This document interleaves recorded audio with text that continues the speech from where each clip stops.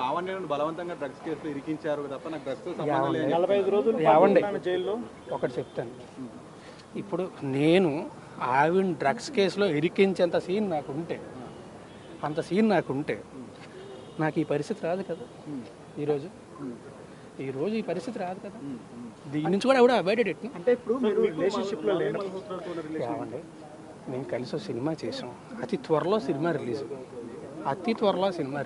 మరి ఆమె ఎందుకు ఈవిడ ఆమెతోనే కాదండి, నాతో పనిచేసిన డైరెక్టర్స్, నా ఫ్రెండ్స్ అందరికీ ఆమె ఫోన్లు చేసిందండి, అందరికీ ఫోన్ చేసి బెదిరించింది. అండ్ మళ్ళీ ఇందాక చెప్పినట్టే I can't talk on behalf of her. వాళ్ళు కంప్లైంట్ ఫైల్ చేస్తారండి, నా సైడ్ నుంచి నేను ఫైల్ చేస్తాను. కంప్లైంట్ ఫైల్ చేసిన తర్వాత డీటెయిల్డ్గా మళ్ళీ నేనే ప్రెస్ మీట్ పెట్టి ఏం కంప్లైంట్ ఫైల్ చేశాను.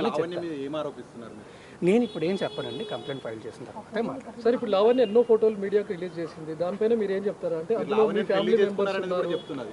అదే అండి, మీరు పెళ్లి చేసుకుందాం అని చెప్పింది అంటున్నారు. ఇందాక మీరేం అడిగారు, పెళ్లి చేసుకుంటామని మాట ఇచ్చాడు అని చెప్పింది అని చెప్తున్నారు.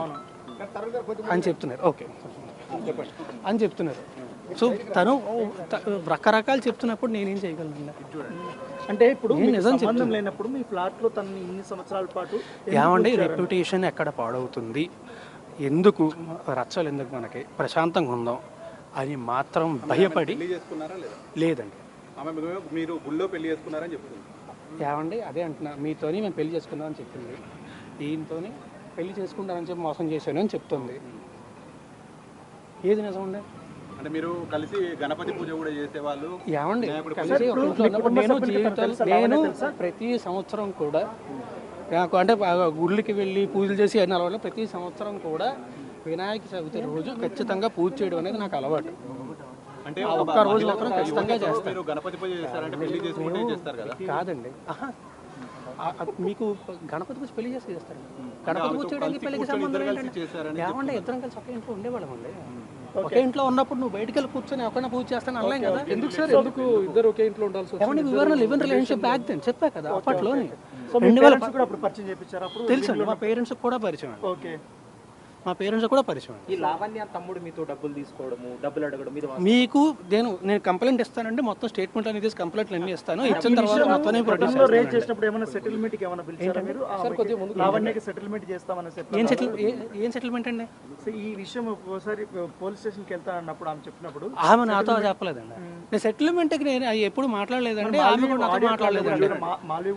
ఈమె ఆవిడికి ఫోన్ చేసిందండి, ఆమె అది మళ్ళీ సారీ అది కూడా మళ్ళీ చెప్తున్నా, అది ఆమె కంప్లైంట్ ఫైల్ చేస్తుంది. It's not right for me to talk on behalf of. 11 ఏళ్ల రిలేషన్ లో ఏనాడు రాస్తారుని ఇబ్బంది పెట్టని లావణ్య ఈ రోజే ఎందుకు కంప్లైంట్ చేయడానికి వచ్చింది? ఈ రోజు ఏనాడు ఇబ్బంది పెట్టలేదు. సరే, ఏనాడు ఫిర్యాదు చేయని లావణ్య 11 ఏళ్ల తర్వాత ఈ రోజు ఎందుకు పోలీసులను ఆశ్రయించాల్సి వచ్చింది? రాస్తారుని గురించి ఎన్నో విషయాలు ఎందుకు బయట పెట్టాల్సి వచ్చింది? ఎందుకంటే అండి, నాకు తెలిసి నేను వీని కన్సల్టింగ్ లీగలీ, బికాజ్ నా చుట్టుపక్కల ఉన్న వాళ్ళందరినీ ఆమె ఫోన్ చేసి ఇబ్బంది పెడుతుందని చెప్పి నేను లీగల్గా కన్సల్ట్ చేస్తున్నానండి. కన్సల్ట్ చేస్తున్న విషయం తనకు తెలిసి ఉంటుంది, నాకంటే ముందే తను స్టెప్ తీసుకుందామని చెప్పి తనకి ఏమండి ఎప్పుడు స్టార్ట్ అయితేనే ఇవన్నీ జరిగాయని తన వర్షన్. ఆమె ఏదన్నా చెప్తారు. చివరిగా మీరు ఎప్పుడు కలిసారు సార్ లావణ్య? ఏళ్ళు కాదండి, మంత్స్ అయిందండి. హాయ్ అండి, this is Rupalakshmi. Please subscribe India Glitz Telugu. Hi hello, this is Sagar K Chandra, director of Bheemla Nayak. Please subscribe to India Glitz Telugu. Thank you. Hi, this is Neha Shetty. Please subscribe to India Glitz Telugu. Hi, this is Eesha Rebba. Please subscribe India Glitz Telugu.